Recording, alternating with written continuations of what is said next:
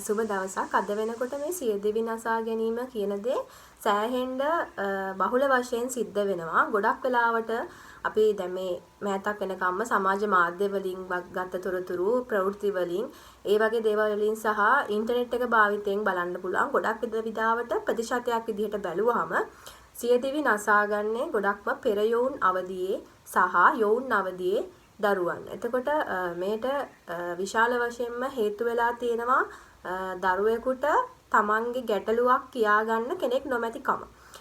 ඒ වගේම තමයි ගොඩක් වෙලාවට උපදෙස් පැතීමට යෑම. ඒ කියන්නේ ළඟම යහළුවෙක්ගෙන් එහෙම නැත්නම් තමන්ට විශ්වාසයි කියලා හිතන කෙනෙක්ගෙන් උපදෙස් ලබා ගැනීමට යාම. මොකද උපදෙස් කියන එක ඒ පුද්ගලයාගේ ඒ මට්ටම අනුව තමයි තව කෙනෙකුට උපදෙසක් ලබා දෙන්නේ. ඒක 100% සාර්ථක නැහැ.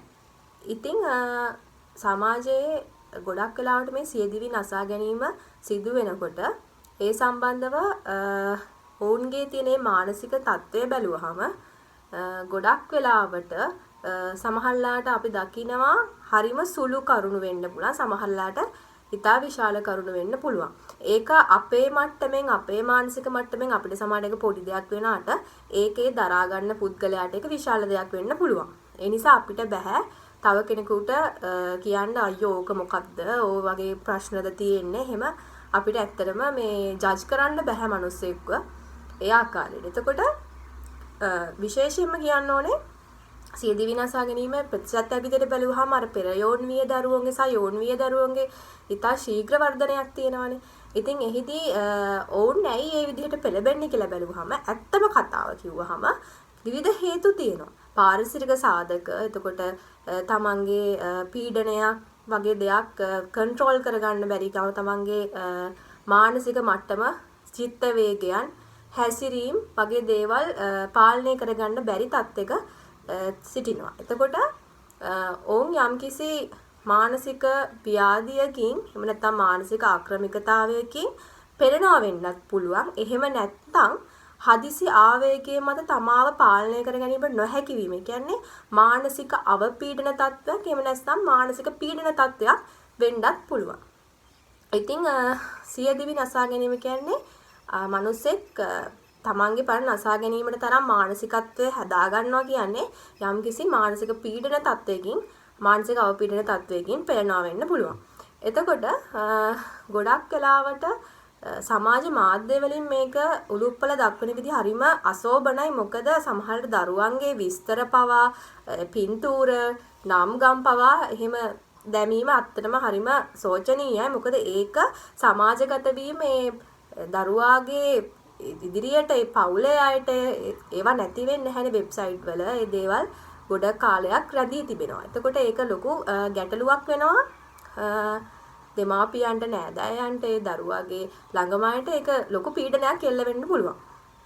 ඉතින් ඒ පැත්තෙන් මාධ්‍ය වගකීම ඇත්තටම මාධ්‍ය සහකම්පනය කියන එක ඇත්තටම වර්ධනය වීම අති විශාල වශයෙන් සිදු වෙනකොට සාමාන්‍යයෙන් සියදිවි නසා ගැනීමක් ගැන උපුටා දක්වනකොට ඒ විස්තර දානකොට පුළුවන් තරම් හරිනම් මානුෂීය රීතීන් වගේ මාධ්‍ය රීතීන් වගේ දේවල් ගැන හිතන්න ඕනේ. ඇත්තටම එහෙම කිසිම කෙනෙකුගේ එහෙම මේ නම් ගම් පින්තූර දාන්න ඇත්තටම අයිතියක් නැහැ. මොකද මේ ඒවා මාධ්‍ය අනිවාර්යෙන් වගකීම ගන්න ඕනේ. ඒක මොකද එහෙම දාන සිද්ධිය ඒ රසවත් කර ඒක මාස ගාණක් සති ගාණක් දැමීම ඇත්තටම හරිම සෝචනීයයි. මොකද අපි මාධ්‍ය අපි වගේම මාධ්‍යයන් විසිනුත් දැනුවත් කරන වෙනත් කොටස් කරුවන් විසිනුත් කරන්න ඕනේ සමාජ දැනුවත් කිරීමේදී යම්කිසි වගේ යම්කිසි සියදිවි නසා ගැනීමක් එහෙම නැත්නම් ස්ත්‍රී දූෂණයක් ඒ වගේ දේවල්, ලිංගික බලහත්කාරකම් ඒ වගේ දේවල් සිද්ධ වෙනකොට ඒ අයගේ නම් ගම්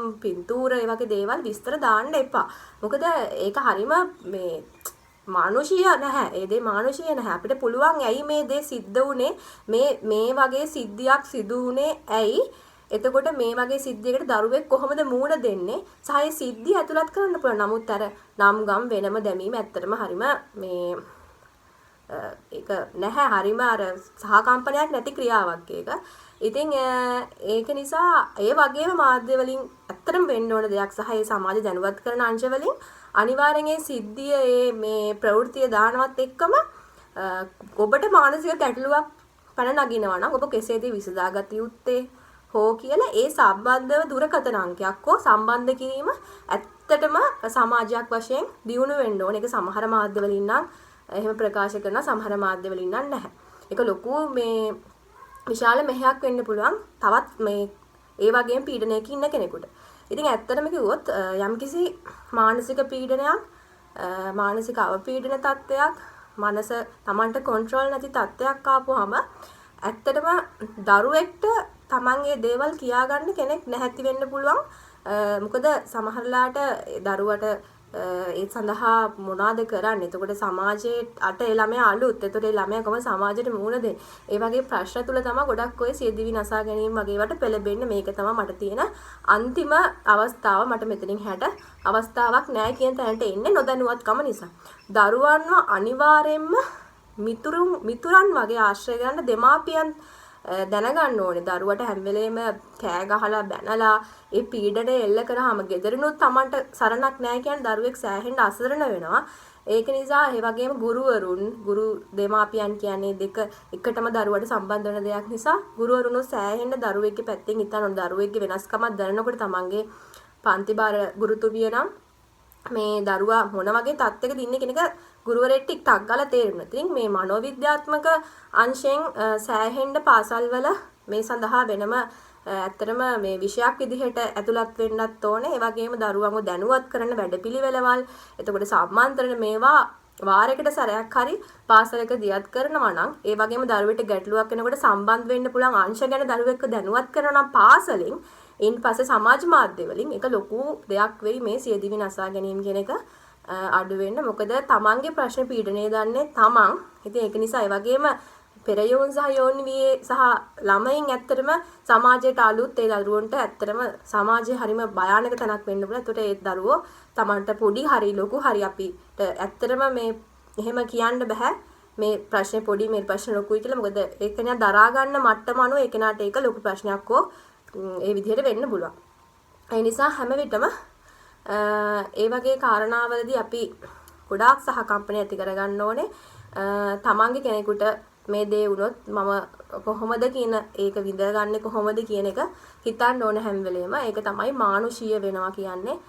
මනස දියුණු මිනිස්සෙක්ගේ ලක්ෂණයක් ඒක. ඉතින් ඒ වගේ දරුවන්ට හැම වෙලේම අර අපි උදව් කරන්න ඕනේ. දරුවෙක් කොහොමද තමන්ගේ චිත්ත වේගයන් කළමනාකරණය කරගෙන තමන්ගේ මානසික තත්ත්වය අසමබර වෙනකොට කොහොමද ක්‍රියා කරන්න ඕනේ මොන වගේ දේවල්ද කරන්න ඕනේ කියලා ගුරුවරුන් දෙමාපියන් වගේම පාසල් වලින් විශාල මෙහෙයක් ඉෂ්ට කරන්න පුළුවන්. ඒ කරන මෙහෙය අනාගතයේදී දරුවන් ඉතාමත් අභිප්‍රේරණයෙන් යුක්ත සමාජයට වැඩදායී පුරවැසියන් කරන්න පුළුවන් වගේම සියදිවි නසා ගැනීම සහ වෙනත් අපරාධ සමාජ විරෝධී චර්යාවන් අඩු කර ගැනීමට ලොකු දායකත්වයක් වේවි.